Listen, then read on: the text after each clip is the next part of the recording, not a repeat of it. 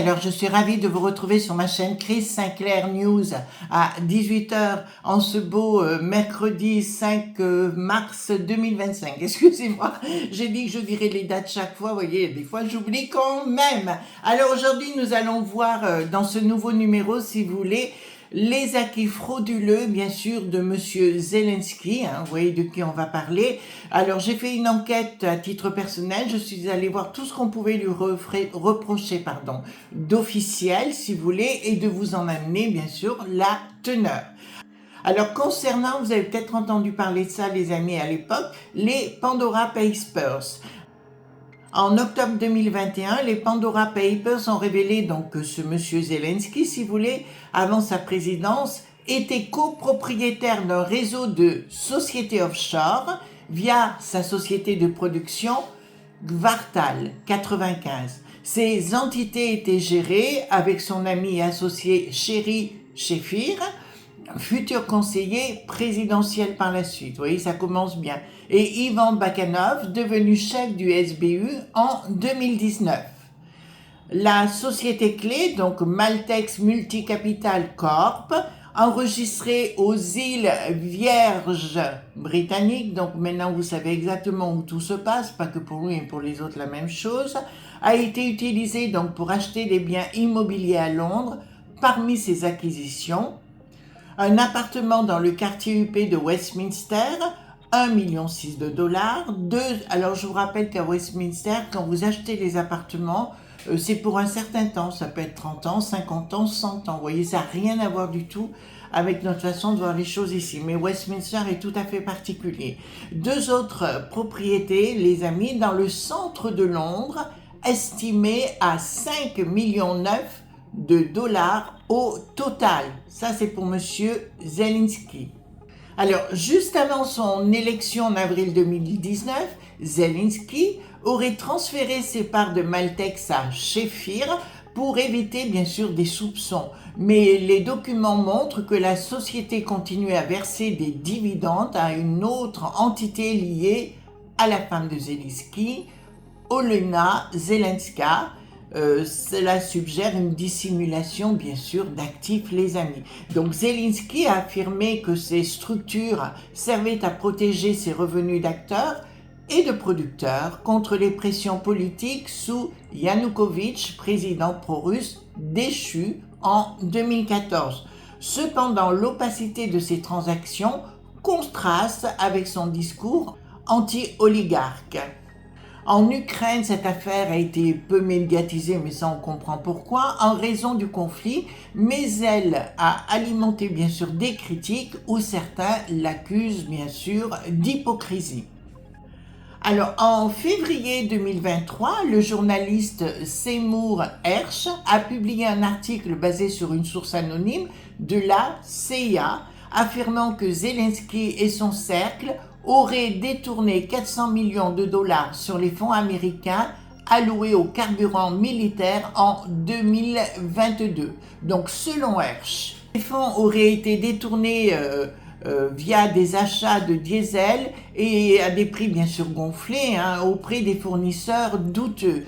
Une réunion secrète avec William Burns, directeur de la CIA, aurait eu lieu en janvier 2023 où Burns aurait présenté une liste de 10 officiels ukrainiens impliqués bien sûr dans des détournements, pourquoi pas, menaçant de réduire l'aide si rien n'était fait.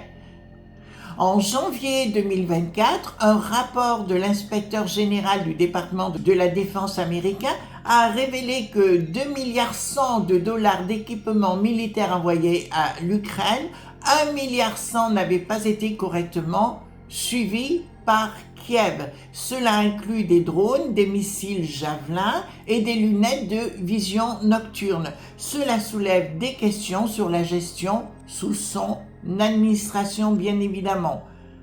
Alors, des postes évoquent des villas achetées en Italie ou en Floride par des proches, bien sûr, de Zelensky avec cet argent. Je rappelle qu'en France, si vous voulez, quand ils veulent acheter une maison cash, ils le peuvent, alors que c'est interdit pour nous, bien sûr. Alors donc l'argent est bien détourné. Je pense à Saint-Jean-Cap-Ferrat ou des endroits sur la Riviera où ils arrivent avec des sommes folles en liquide et ils achètent comptant les villas à 10 millions d'euros par exemple. Voyez-vous, ils les achètent comptant et personne ne dit rien. Le fisc ne dit rien par rapport à ça, les amis. Ça vient d'être révélé par Idriss Aberkane, auquel je rends hommage bien évidemment. Alors bien sûr les amis, la guerre offre un terrain propice au détournement avec des contrats d'urgence passés sans appel d'offres public, c'est normal, ce qui complique bien sûr cette transparence. Alors vous n'avez pas entendu parler l'histoire de l'affaire des œufs, donc ça c'est en janvier 2023. Une enquête de Zerkalon et Deli a révélé que le ministère de la Défense payait les œufs 0,46 € pièce, d'accord, contre normalement au détail à 0,19 €. Sur un contrat de 13 millions de dollars donc pour nourrir les soldats, cela impliquait une surfacturation massive. Le vice-président Shapovalov a démissionné par rapport à ça. Un autre scandale a éclaté quand des vestes et uniformes achetés pour l'armée ont été bien sûr surfacturés. Des contrats de 33 millions de dollars ont été passés avec une société turque liée à un neveu d'un député du parti de Zelensky, ce qu'on appelait le serviteur du peuple. Le ministre Reznikov a été limogé peu après officiellement pour renouveler l'équipe, mais beaucoup y ont vu un bouc émissaire, bien évidemment, les amis. Alors les amis, Rustem Umerov, successeur de Raznikov, a annoncé en février 2024 que les contrats pour 262 millions de dollars signés entre juillet et octobre 2023 étaient entachés bien sûr d'irrégularités. Pots de vin, entreprise fictive, livraison non effectuée. Zelensky a ordonné une enquête, mais bien sûr, les résultats, on peut toujours les attendre. Alors, Igor Kolomoïski, magnat du pétrole et des médias, a été un soutien clé de Zelensky. Sa chaîne 1+1 a diffusé donc Serviteur du peuple, c'était une émission, un programme, lançant sa carrière politique, bien sûr, de Zelensky. En 2019, si vous voulez, des rumeurs évoquaient un financement indirect de sa campagne par Kolomoïski via des prête-noms. En 2023, Kolomoïski est arrêté pour fraude et blanchiment. 14 millions de dollars détournés de Privabank qu'il possédait avant bien sûr sa nationalisation en 2016.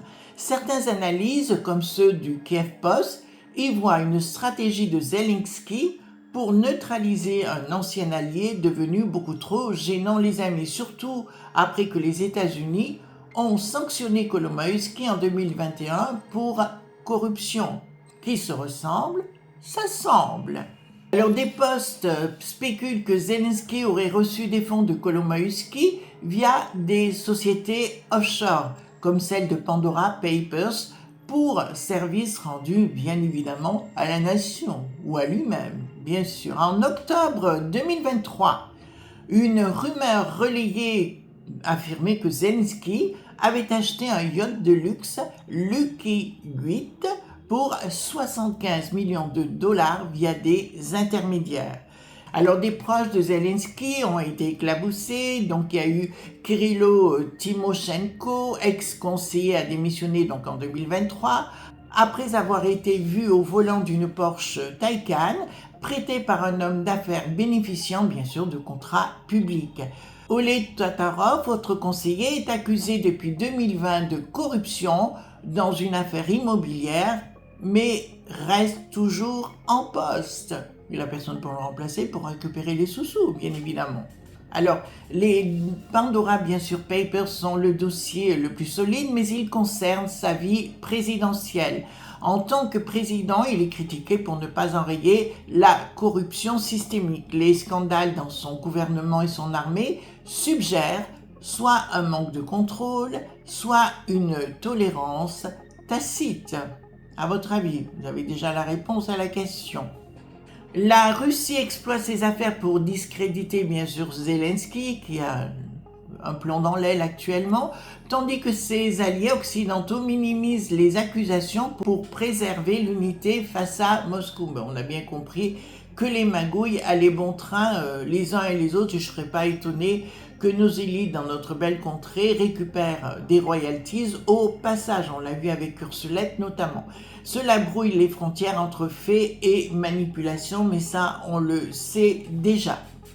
Alors les magouilles, si vous voulez en conclusion les amis, les magouilles de Zelensky aussi entre des faits documentés, donc offshore surfacturation sous son mandat, mais aussi des allégations floues, détournements massifs, yachts, la guerre et l'opacité des flux financiers compliquent bien sûr les enquêtes actuellement, mais une fois le conflit terminé, elles ne manqueront pas de sortir. Mais son image d'homme intègre en prend un sérieux coup. On sait très bien que ce n'est pas quelqu'un d'intègre.